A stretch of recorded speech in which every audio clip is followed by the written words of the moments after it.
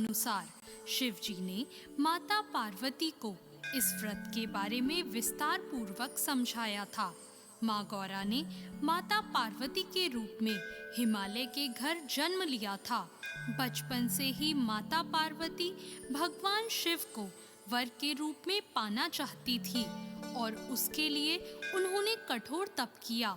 12 सालों तक निराहार रहकर उन्होंने कठोर तप किया। ये सब देखकर उनके पिता बहुत दुखी थे। एक दिन नारद जी ने उनके पिता से आकर कहा कि पार्वती के कठोर तप से प्रसन्न होकर भगवान विष्णु आपकी पुत्री से विवाह करना चाहते हैं। नारद मुनि की बात सुनकर महाराज हिमालय बहुत प्रसन्न हुए।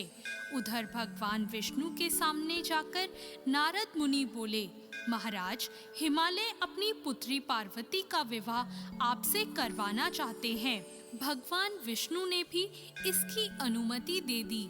फिर माता पार्वती के पास जाकर नारद जी ने इसकी सूचना दी कि आपके पिता ने आपका विवाह भगवान विष्णु से तय कर दिया है।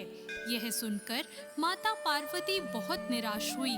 उन्होंने अपनी सखी को बताया कि वो भगवान शिव को पाने के लिए ये व्रत कर रही हैं। माता पार्वती की इच्छा अनुसार उनके पिता महाराज हिमालय की नजरों से बचाकर उनकी सखियां माता पार्वती को घने सुनसान जंगल में स्थित एक गुफा में छोड़ आई।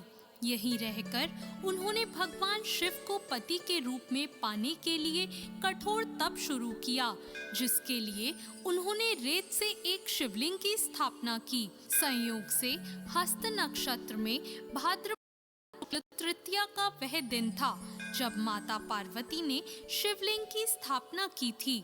इस दिन निर्जला उपवास रखते हुए उन्होंने रात्रि में जागरण भी किया था।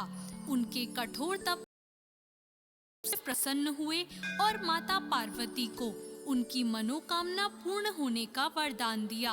अगले दिन अपनी सखी के साथ माता पार्वती ने व्रत और समस्त पूजा सामग्री को गंगा नदी में प्रवाहित कर दिया।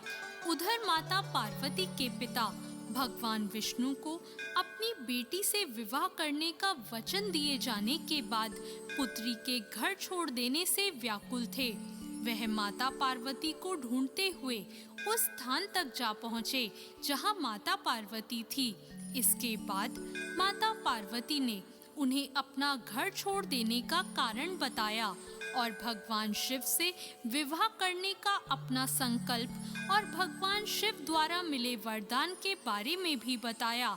इसके बाद माता पार्वती के पिता हिमालय ने भगवान विष्णु से माफी मांगी और वे भगवान शिव के साथ के विवाह के लिए राजी हो गए। कुछ समय बाद उन्होंने माता पार्वती का विवाह भगवान शिव के साथ पूरे विधि विधान पूर्वक करवा दिया।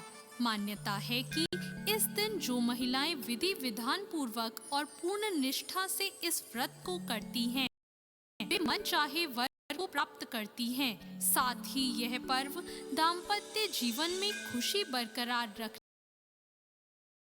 चाहता है। दोस्तों, ऐसी कहानियों के लिए हमारे चैनल भक्ति ज्ञान को सब्सक्राइब करें।